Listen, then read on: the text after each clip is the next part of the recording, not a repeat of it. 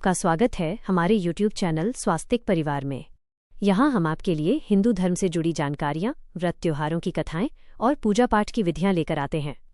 तो भक्तों, आज के इस वीडियो में हम गुरुवार के दिन भगवान विष्णु की कथा सुनेंगे। तो चलिए शुरू करते हैं। प्राचीन समय में भारत में एक प्रतापी और दानी राजा राज्य करता था। वो रोज मंदिर में भगवत दर्शन करने जाता था, ब्राह्मणों और गुरु की सेवा करता था और उसके द्वार से कोई याचक निराश नहीं लौटता था। वो हर गुरुवार को व्रत रखता और पूजन करता था, साथ ही गरीबों की सहायता करता था।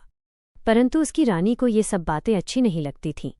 वो न तो व्रत करती थी, न किसी को दान देती थी और राजा को भी ऐसा करने से मना करती थी। एक बार जब राजा शिकार खेलने वन को गए थे, तब घर पर रानी और दासी थीं। उसी समय गुरु बृहस्पति देव साधु का रूप धारण करके राजा के दरवाजे पर भिक्षा मांगने आए। साधु ने रानी से भिक्षा मांगी तो वह कहने लगी, हे साधु महाराज, मैं इस दान और पुण्य से तंग आ चुकी हूँ। मेरे पति देव इस कार्य के लिए बहुत हैं।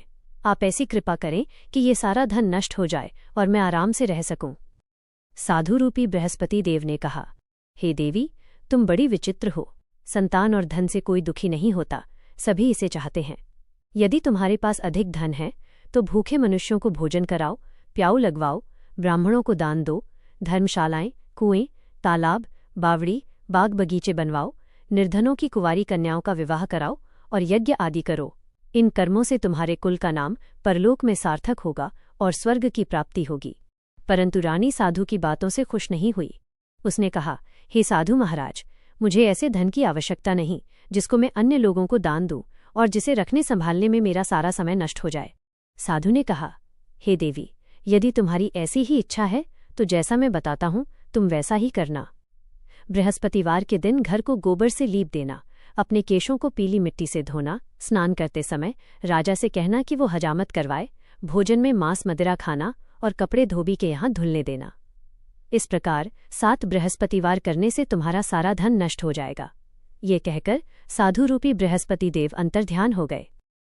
रानी ने साधु के कहे अनुसार 7 बृहस्पतिवार तक वैसा ही करने का विचार किया। साधु के बताए अनुसार कार्य करते हुए केवल 3 बृहस्पतिवार ही बीते थे कि उसकी समस्त धन संपत्ति नष्ट हो गई। भोजन के लिए परिवार तरसने लगा और वे सांसारिक भोगों से दुखी रहने लगे। तब राजा रानी से कहने लगा, हे रानी, तुम यहीं रहो, मैं दूसरे देश जाता हूँ। यहाँ सब मुझे जानते हैं, इसलिए मैं कोई कार्य नहीं कर सकता। मैं परदेश जा रहा हूँ, वहाँ काम धंधा करूँगा, शायद हमारे भाग्य बदल जाएं। ऐसा कहकर राजा परदेश चला गया। वह वहां जंगल से लकड़ी काटकर लाता और शहर में बेचकर जीवन व्यतीत करने लगा। इधर राजा के बिना रानी और दासियां दुखी रहने लगीं। किसी दिन भोजन मिलता और किसी दिन जल ही रह जातीं। एक बार रानी और दासी को उपवास करना पड़ा तो रानी ने दासी से कहा, हे दासी, यहाँ पास के ही नगर में मेरी बहन रहती है। वह बड़ी धनवान है। तू उसके पास जा और वहां से 5 सिर बेजर एक प्रकार का अनाज मांग कर ले आ, जिससे कुछ समय के लिए गुजारा हो जाए। दासी रानी की बहन के पास गई। रानी की बहन उस समय बृहस्पतिवार का व्रत करके पूजा कर रही थी। दासी ने रानी की बहन से अनेक बार 5 सिर बेजर मांगा, परंतु रानी की बहन ने कोई उत्तर नहीं दिया, क्योंकि वो उस समय बृहस्पतिवार की कथा सुन रही थी। जब दासी को कोई उत्तर नहीं मिला तो वह दुखी हुई, उसे क्रोध भी आया। वह लौटकर रानी से बोली, हे रानी, आपकी बहन बहुत धनी स्त्री है, वो छोटे लोगों से बात भी नहीं करती। मैंने उससे कहा तो उसने कोई उत्तर नहीं दिया, मैं वापस चली आई। रानी बोली, हे दासी, इसमें उसका कोई दोष नहीं है। जब बुरे दिन आते हैं तब कोई सहारा नहीं देता। अच्छे बुरे का पता विपत्ति में ही लगता है। जो ईश्वर की इच्छा होगी वही होगा। यह सब हमारे भाग्य का दोष है। उधर रानी की बहन ने सोचा कि मेरी बहन की दासी आई थी, परंतु मैं उससे नहीं बोली, इससे वो बहुत दुखी हुई होगी। अतः कथा सुन और भगवान विष्णु का पूजन समाप्त कर वह अपनी बहन के घर आई और कहने लगी, हे बहन, मैं बृहस्पतिवार का व्रत कर रही थी। तुम्हारी दासी हमारे घर आई थी, परंतु जब तक कथा होती है तब तक हम लोग न उठते हैं और न बोलते हैं, इसलिए मैं नहीं बोली। कहो, दासी क्यों आई थी? रानी बोली, बहन, हमारे घर अनाज नहीं था। वैसे तुमसे कोई बात छिपी नहीं है, इस कारण मैंने दासी को तुम्हारे पास 5 सिर बेजर लेने के लिए भेजा था। रानी की बहन बोली, बहन, देखो, बृहस्पति भगवान सबकी मनोकामना पूर्ण करते हैं। देखो, शायद तुम्हारे घर में अनाज रखा हो। यह सुनकर दासी घर के अंदर गई तो वहां उसे एक घड़ा बेजर का भरा मिल गया। उसे बड़ी हैरानी हुई, क्योंकि उसने एक एक बर्तन देख लिया था। उसने बाहर आकर रानी को बताया। दासी अपनी रानी से कहने लगी, हे रानी, देखो, जब हमको अन्न नहीं मिलता तो हम रोज ही व्रत करते हैं। अगर इनसे व्रत की विधि और कथा पूछ ली जाए तो उसे हम भी किया करेंगे।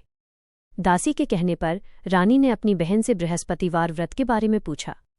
उसकी बहन ने बताया, हे रानी बहन, बृहस्पतिवार को सूर्योदय से पूर्व उठकर स्नान करके बृहस्पतिवार का व्रत करना चाहिए, लेकिन उस दिन सिर नहीं धोना चाहिए। बृहस्पतिवार के व्रत में चने की दाल और मुनक्का से भगवान विष्णु का और केले के वृक्ष की जड़ में पूजन करें तथा दीपक जलाएं। उस दिन एक ही समय भोजन करें। भोजन पीले खाद्य पदार्थ का करें तथा कथा सुनें। इस प्रकार करने से गुरु भगवान प्रसन्न होते हैं, अन्न पुत्र धन देते हैं और मनोकामना पूर्ण करते हैं। व्रत और पूजन की विधि बताकर रानी की बहन अपने घर लौट गई। रानी और दासी दोनों ने निश्चय किया कि वे बृहस्पति देव भगवान का पूजन जरूर करेंगी। 7 दिन बाद जब बृहस्पतिवार आया तो उन्होंने व्रत रखा। घुड़साल में जाकर चना और गुड़ बीन लाईं और उसी दाल से केले की जड़ तथा भगवान विष्णु का पूजन किया। अब भोजन पीला कहाँ से आए? दोनों बड़ी दुखी हुईं, परंतु उन्होंने व्रत किया था, इस कारण बृहस्पति देव भगवान प्रसन्न थे। एक साधारण व्यक्ति के रूप में वे 2 थालों में पीला भोजन लेकर आए और दासी को देकर बोले, हे दासी, यह भोजन तुम्हारे और रानी के लिए है, तुम दोनों करना। दासी भोजन पाकर बड़ी प्रसन्न हुई और रानी से बोली, रानी जी, भोजन कर लो। रानी को भोजन आने के बारे में कुछ पता नहीं था, इसलिए वह दासी से बोली, जा तू ही भोजन कर, क्योंकि तू हमारी व्यर्थ में हंसी उड़ाती है। दासी बोली, एक व्यक्ति भोजन दे गया है। रानी कहने लगी, वह भोजन तेरे लिए दे गया है, तू ही भोजन कर। दासी ने कहा, वह व्यक्ति हम दोनों के लिए 2 थालों में दे गया है, हम साथ साथ भोजन करेंगी। दोनों ने गुरु भगवान को नमस्कार कर भोजन प्रारंभ किया। उसके बाद से वे प्रत्येक बृहस्पतिवार को गुरु भगवान का व्रत और पूजन करने लगीं। बृहस्पति भगवान की कृपा से उनके पास फिर से धन हो गया, परंतु रानी फिर से पहले की ही तरह आलस्य करने लगी। तब दासी बोली, देखो रानी, तुम पहले भी इस प्रकार आलस्य करती थीं, तुम्हें धन के रखने में कष्ट होता था, इस कारण सारा धन नष्ट हो गया। अब गुरु भगवान की कृपा से धन मिला है तो फिर तुम्हें आलस्य हो रहा है। बड़ी मुसीबतों के बाद हमने ये धन पाया है, इसलिए हमें दान पुण्य करना चाहिए। तुम भूखे मनुष्यों को भोजन कराओ, प्याऊ लगवाओ, ब्राह्मणों को दान दो, कुएं, तालाब, बावड़ी आदि का निर्माण कराओ, मंदिर पाठशाला बनवाकर दान दो, कुंवारी कन्याओं का विवाह करवाओ। धन को शुभ कार्यों में खर्च करो, जिससे तुम्हारे कुल का यश बढ़े, स्वर्ग प्राप्त हो और पितर प्रसन्न हो। दासी की बात मानकर रानी ने इसी प्रकार के कर्म करने प्रारंभ किए, जिससे उनका काफी यश फैलने लगा।